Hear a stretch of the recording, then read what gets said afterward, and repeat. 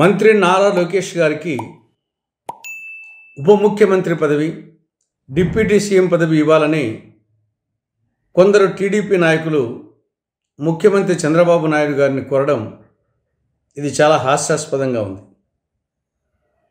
ఎందుకంటే deputy CM post అనేది ఇది 6వ వేలుతో సమానం. ఇది అడ్డు తప్ప దీనివలన ఉపయోగం లేదు, ప్రయోజనం లేదు. ఈ మాటలు అనింది నేను కాదు. ఉమ్మడి ఆంధ్రప్రదేశ్ తొలి ముఖ్యమంత్రి, మాజీ భారత రాష్ట్రపతి, కాకలు తీరిన రాజకీయ నాయకుడు అయినటువంటి స్వర్గీయ నీలం సంజీవ్ రెడ్డి గారు అన్న మాటలు.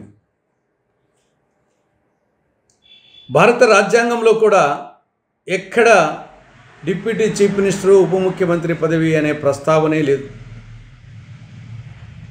ముఖ్యమంత్రి గురించి ప్రస్తావన ఉంది, మంత్రుల గురించి ప్రస్తావన ఉంది, అంతే తప్ప ఉప ముఖ్యమంత్రి గురించి, డిప్యూటీ చీఫ్ మినిస్టర్ గురించి ప్రస్తావనే లేదు. భారత రాజ్యాంగంలో ఆర్టికల్ 164 క్లాజ్ 1 ప్రకారంగా గవర్నరు ముఖ్యమంత్రిని నియమిస్తాడు. ముఖ్యమంత్రి సలహా మేరకు గవర్నరు మంత్రులను నియమిస్తాడు. అంతే తప్ప డిప్యూటీ సీఎం అనేది ఉండదు. ఈవెన్ ప్రమాణ స్వీకార సమయంలో కూడా మంత్రిగానే ప్రమాణ స్వీకారం చేస్తారు. మంత్రులు మంత్రులుగా, ముఖ్యమంత్రి ముఖ్యమంత్రిగా. ఈవెన్ పవన్ కళ్యాణ్ గారు కూడా మంత్రిగా ప్రమాణ స్వీకారం చేశారే తప్ప డిప్యూటీ సీఎంగా ప్రమాణ స్వీకారం చేయలేదు. దీనికి ప్రోటోకాల్ కూడా లేదు. అదనపు అధికారాలు, హక్కులు, బాధ్యతలు ఏమీ ఉండవు.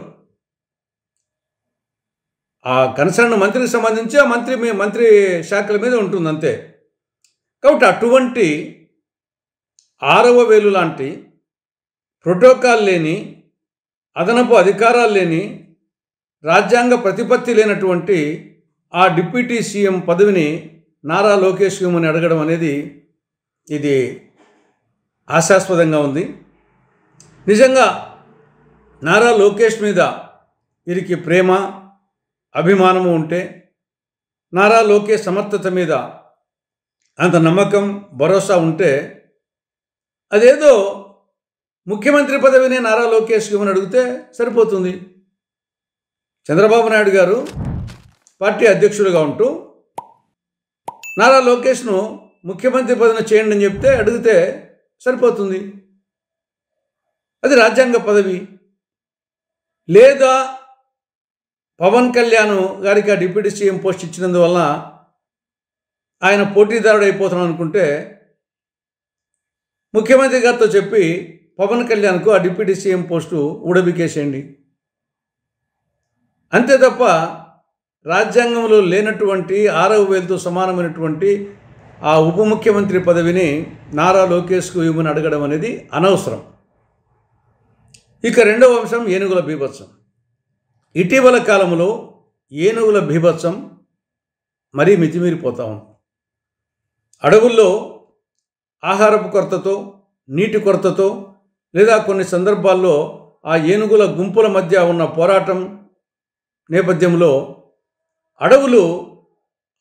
ఏనుగులు అడవులకు సమీపంలో ఉండే గ్రామాలలోకి వస్తున్నాయి, పంట పొలాలను ధ్వంసం చేస్తున్నాయి. ఎవరు ఎదురుపడితే వాళ్ళను మనుషులను తొడంతో విసిరేయడము, కాళ్ళతో తొక్కి చంపడము చేస్తున్నాయి.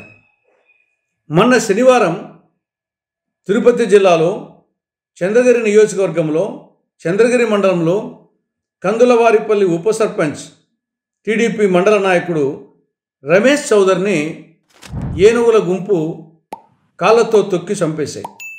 ఇది చాలా దురదృష్టకరం, చాలా బాధాకరం. ఇలాంటి సంఘటనలు రాష్ట్రంలో అనేక చోట్ల చోటు చేసుకుంటున్నాయి.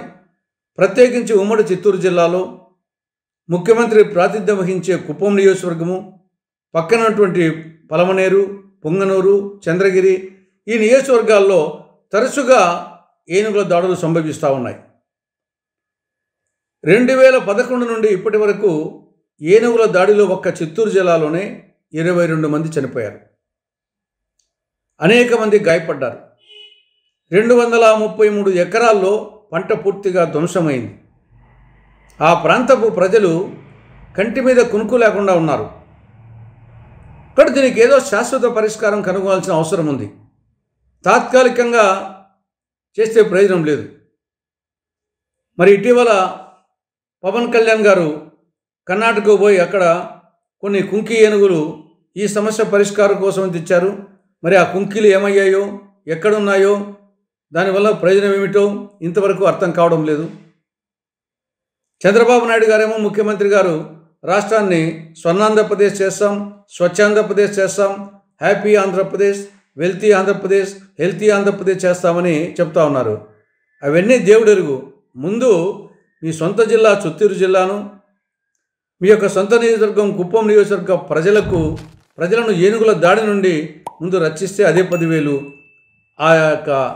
ఆ కోణంలో నిర్దిష్టమైన శాశ్వతమైన చర్యలు చేపట్టాలని కాంగ్రెస్ పార్టీ రాష్ట్ర ప్రభుత్వానికి, ముఖ్యమంత్రి గారికి సూచిస్తోంది.